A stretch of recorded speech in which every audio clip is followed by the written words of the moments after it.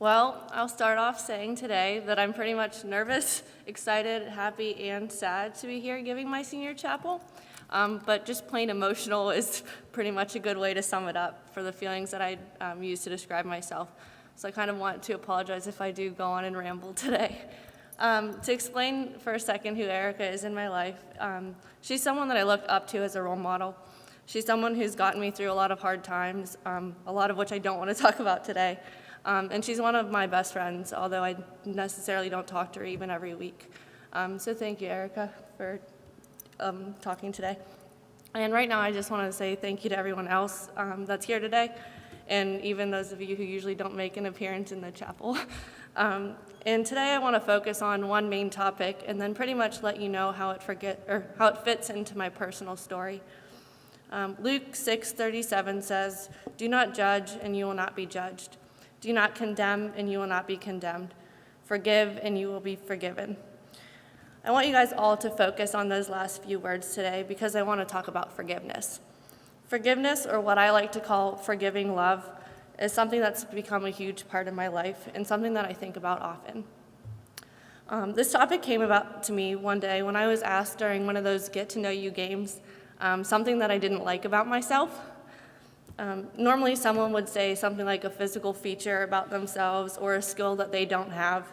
But for some reason, when I was asked this question, I said that I don't like that I forgive people too quickly and too easily.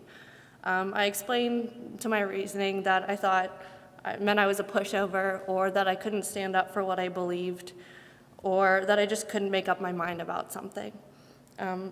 What I want to tell you about today is how forgiveness is far from any of these things and how it really has affected my life. We're going to rewind a little bit. As many of you probably know, I am an only child. And I'll be honest that throughout my lifetime, I haven't been the most consistent with going to church, and I've had a lot of ups and downs, questioning my faith throughout my journey. When I was young, I attended Bible study. Bible school, and then I helped work Bible school when I was a little bit older. I attended Sunday school during middle school and high school, and then I essentially hit a rough patch. I'll be honest and tell you that I began drinking at a young age. Around my freshman and sophomore year of high school, definitely my sophomore year, it actually became a problem. I not only hurt my own reputation, but I disappointed my parents and some other people around me. And I really wish it hadn't taken something like an incident that extreme to make me realize how important forgiveness in the church family is. But in my path, that's what it took. It's the first time that I truly felt the support of my church behind me. And if you guys haven't noticed, my parents are here today. So I would like to say that they've forgiven me for that little misstep. I'm not going to stand up here today and tell everybody that I've been perfect ever since that incident, because it's far from the truth.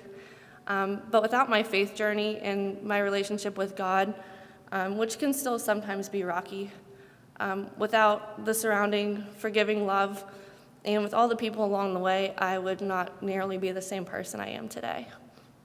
Some of you actually may be surprised that I was even offered to give a chapel today, but I would definitely say that it's an honor to be asked and to be able to share this journey along the way with all of you, even though I necessarily haven't been a prominent figure here in the church at Westminster.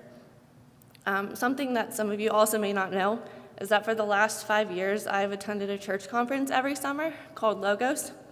And it's one of those things where if you don't go there yourself, you really can't understand everything that comes from it.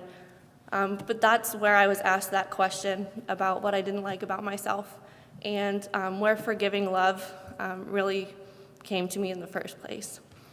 It's also somewhere on my journey that I learned about my faith and more about myself personally than I could ever imagine.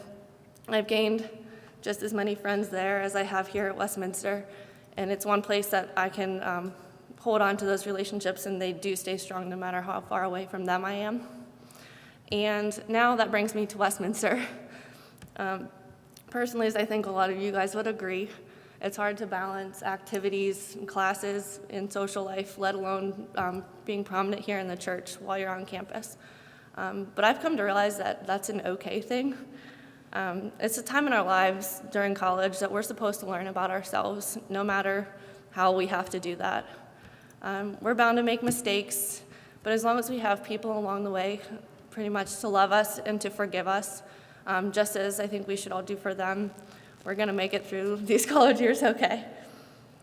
Starting my freshman year, I've built relationships through individuals here that have shown me that God really does exist, because to me, necessarily I don't have the strongest personal relationship with him, but I think I see him through everyone sitting here and other people.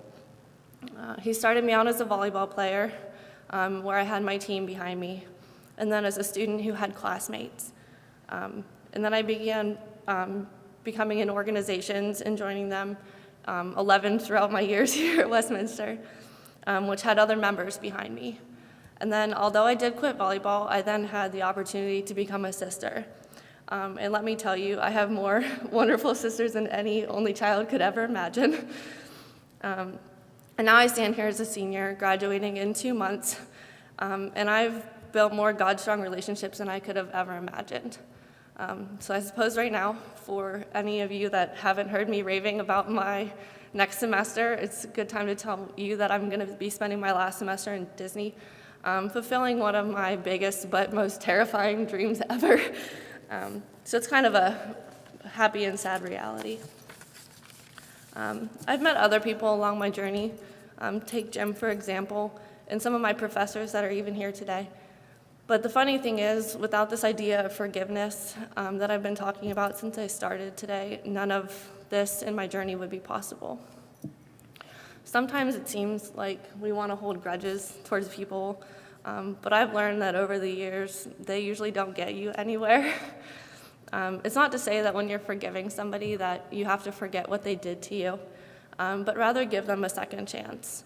A second chance like I had when I was 15 and my parents and my church gave me. Throughout the years, people may disrespect you, like I might have done to some of you, and or my parents without even knowing it. You may quit an activity or a sport, like I did volleyball and a few other things throughout my past. Someone may be having just a bad day, just as I had on Tuesday, as some of you found out. And sometimes some people are just going through a hard time. But what we need to remember is that a lot of these things are completely unintentional. So many of the grudges that we have today, the relationships we ruin and the friendships that we lose are because of people's perceptions. I spoke to Jim about this a lot. People perceive situations in so many different ways. Maybe someone just gave you a bad look or a dirty look and it wasn't intentional at all, but you hold on to that grudge for so long. And we allow these things to control our lives. I think forgiveness comes in all shapes and sizes. And if you take anything away from what I said today, I want you to remember these 3 things. Forgiveness is forgiving others for what they have done, which we may not like. Forgiveness is allowing God into our lives to be the true forgiver of all things, which truly is our end goal. And last but not least, we need to remember that forgiveness is forgiving ourselves for things that we may have done in our past that we're not necessarily proud of. Everyone here needs to remember, I'm not lecturing you in any means, but whether we're students in college still trying to figure ourselves out and where we fit in or who we want to impress and what we do to accomplish those things, whether we're parents trying to raise kids and make sure that they're always on their best behavior, or whether we're professors trying to teach us crazy college kids things that'll help us through the rest of our lives, we're still all going to make mistakes. And we need to forgive others because although I may be just speaking for myself, I think that we all want to be forgiven.